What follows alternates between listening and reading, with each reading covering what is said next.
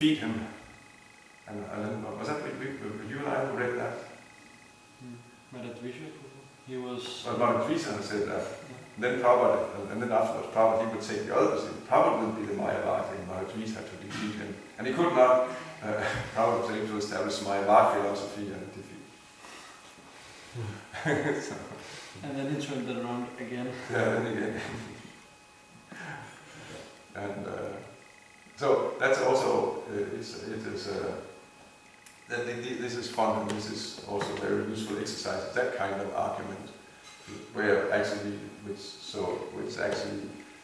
actually become more convinced about Krishna conscious philosophy, because Krishna conscious philosophy can defeat all other philosophies actually, and and the more one sees it demonstrated, of course, the more one's conviction increases, and one gets more determination, more enthusiasm to go and engage in devotional service. But the point is to engage in devotional service more and more. As one is more engaged in devotional service, then one's realizations will actually, will increase. One will actually be able to understand Achinta Veda philosophy not by logic, but by experience and realization. One will simply understand it. How Krishna is simultaneously one with everything and separate from everything. It will be possible to understand. It's possible simply by, not by, explaining in an academic way, but by being fully absorbed in devotional service. Then it'll be clear what it means.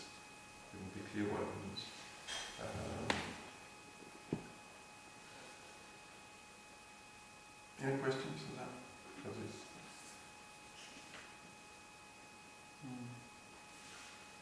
It's a good point. That's just very practical. For example, on the street, we might find ourselves in a situation where we stand and argue with someone who just wants to argue, and then you can just say, okay, anyway, and just turn around and stop the next person. So just like drop the argument and take up some devotional service. Yeah.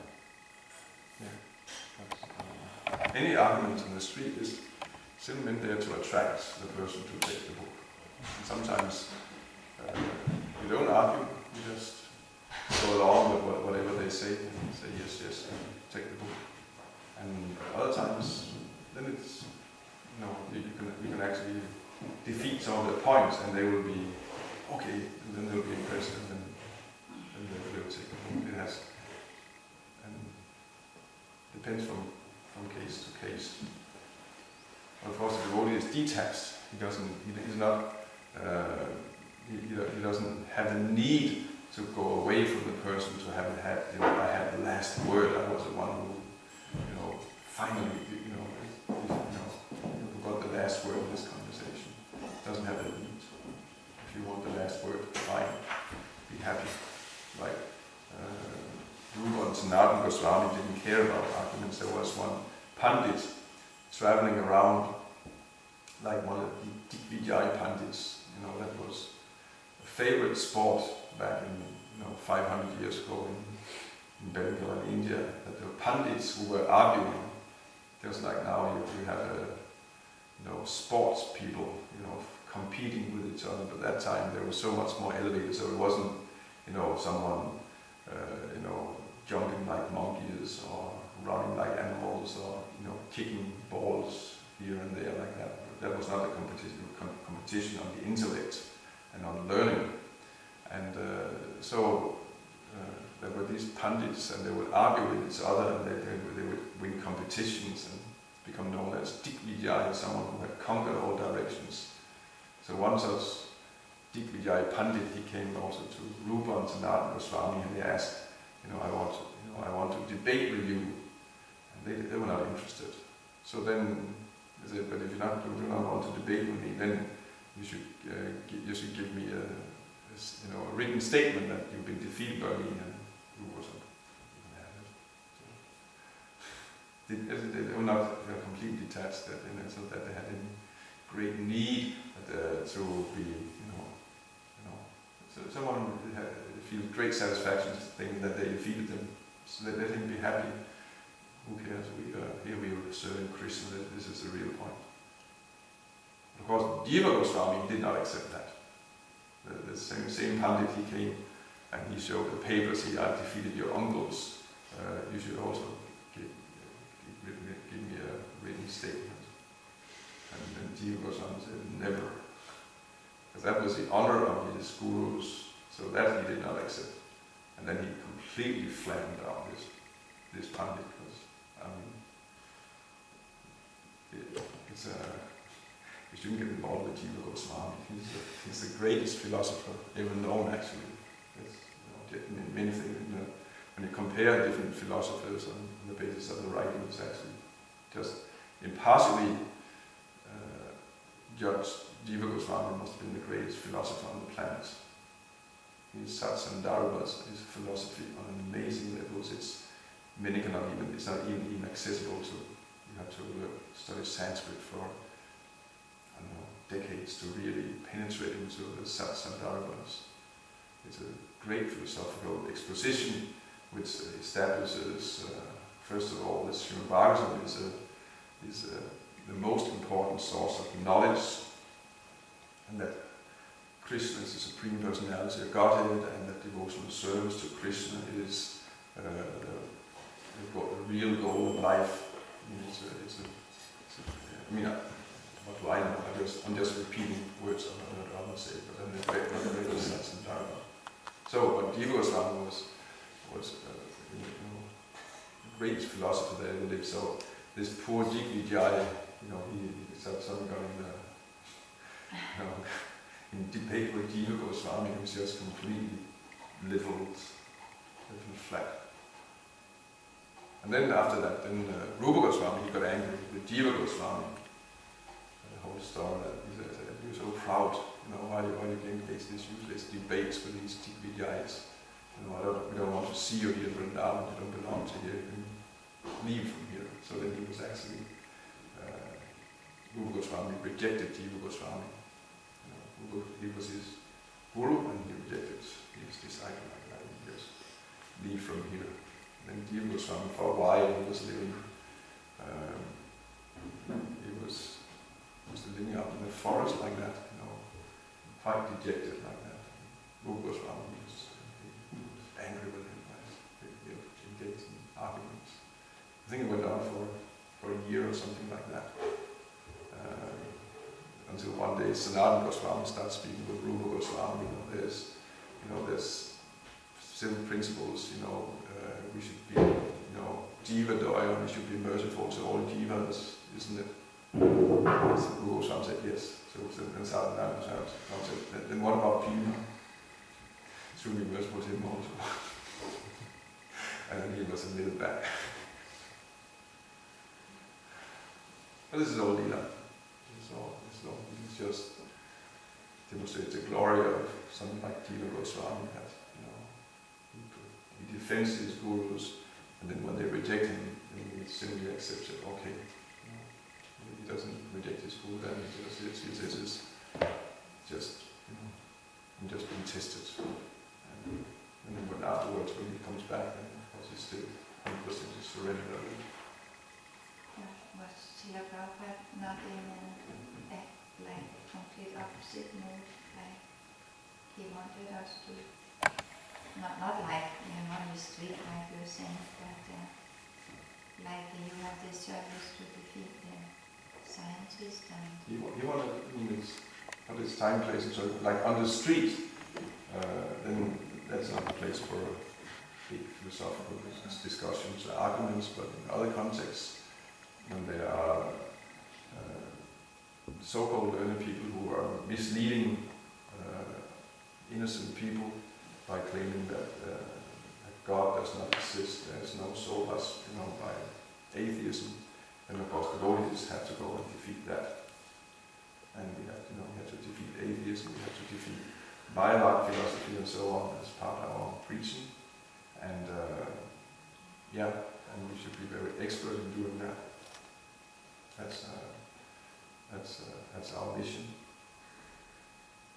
But but it's not the taste of devotees really to. Of course, it is very, it's very ecstatic to debate and establish Krishna consciousness and so on, like, but really, devotees, they're not argumentative. They're not searching out arguments just for the sake of arguing, like these Digvijayas, they try to find arguments. Even if there's nothing to argue, then they'll find something to argue about. Devotees are not like that. They'd rather just be together, chant, discuss Krishna consciousness, take prasadam, do service together. Unified, not involved in arguments which can create schisms and disunity amongst devotees. Are not interested in that. But they can. If it's necessary, then the real devotees, they are the greatest debaters.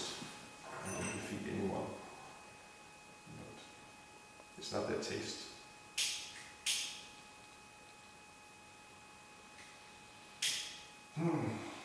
Just like Srila Baba, he would sometimes take up the counters and use them nearly like weapon.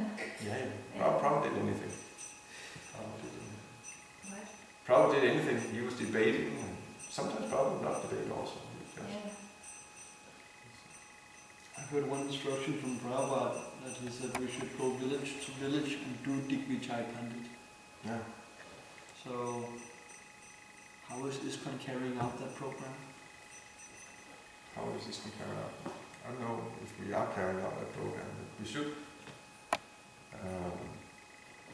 But by distributing Prabhupada's books, that's at least happening to a large degree, because when the books are there, they are Digvijay, they are conquering other philosophies. And modern people are not on the level of the previous Pandits in India like that. Because there would be logical debates, and when someone was actually defeated, then it would be admitted, and they would submit and surrender to the one who was conquered like that. But nowadays, you not need someone to admit that actually was defeated, and they just keep on arguing, because there's so much false ego involved, and therefore the books are excellent, because they are, people on their home, they sit with it, and there's not ego like that. Then actually they can listen to what Prabhupada said, and then their misconceptions are defeated. But then again, debates can be great. If we had time to it, we could make a big debate. Someone you could debate, invite some great atheist or like that to come to the temple, and we have a public debate. Just like, and they would be very attractive. People would like anything come to debates like that. There was a couple of years ago, was one American Christian preacher. He was traveling around the world, and he was in Copenhagen, and there was they had organized a debate with him and a professor from Copenhagen University who was known as an atheist. And then the debate was, does God exist? And then there was a public debate between this American Christian, and he's also a professor and philosopher. He's a highly educated professor from the university. And they had a packed room, something like it was like 600. It was a public room with capacity of something like 600 people. It was packed. Those people couldn't get in. I was there. T.J. Krishna and I went there, and it was great. Who won? The atheist was just like a fly swat against the wall. He was just splashed out. He was completely, it was embarrassing to see. He was so pity. This Christian, his name is Craig, William Lane Craig. He's very expert. and he just, but I mean, devotees could do the same. The atheist, he was very poorly prepared, and his arguments were, I mean, it's very hard to argue for atheism in the first place anyway, and he was not a very good debater. So he was, I'm sure it's still on YouTube, you can go and see it. Did I just mention something in the purple about like the super soul that sometimes it appears that God doesn't care for us, something like that. I was just wondering like how to relate to that, how to overcome that kind of feeling. But I think it was the opposite, that he's always there. Yeah, he's always there, but sometimes it appears like. Is that consequently, even though we now seem neglected by the Lord, He's actually always alert to our activities? Is that what? Yeah. And how is he alert to our activities? Because he doesn't interfere in one sense. But it does interfere. We seem neglected. It seems to us that we are neglected by God. But actually they are constantly attentive to what we are doing, and constantly trying to bring us closer to Him without interfering with our free will, but He's there constantly. So that we seem neglected by the Lord, that's illusion. That's just because our vision is covered, but He's actually there. And that's why it is, even this discussion of like how Krishna is actually, He's in everything, He's non-different from everything, is so important, because that we can otherwise easily get the feeling that God is far, far away, He's not here in this world anymore. But He is, He is so close to us. He is actually us. He is, always separate from us, but He's inseparable from us, and we are inseparable from Him. So we cannot be neglected by the Lord, just like, of course, the body and the soul are different, but then again, we are, in one sense, an inseparable unit, so much so that as soon as there's something wrong with one part of the body, immediately the soul's consciousness goes to that part of the body and takes care of it like that. It's not that there's any neglect to any part of the body.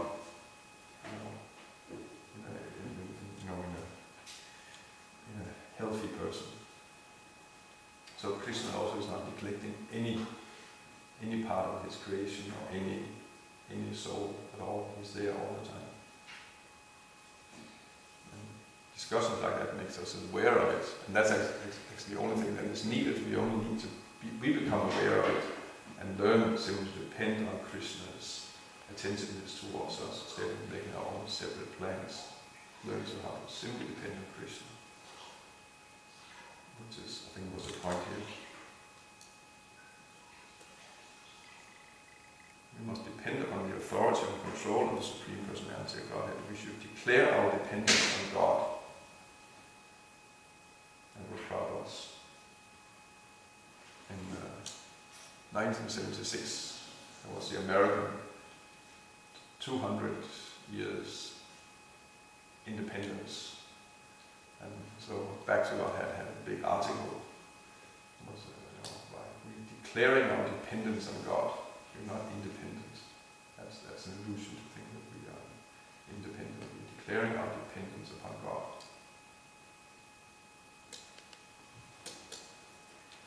Yeah. Srimad Bhagavatam ki Jai. Jai.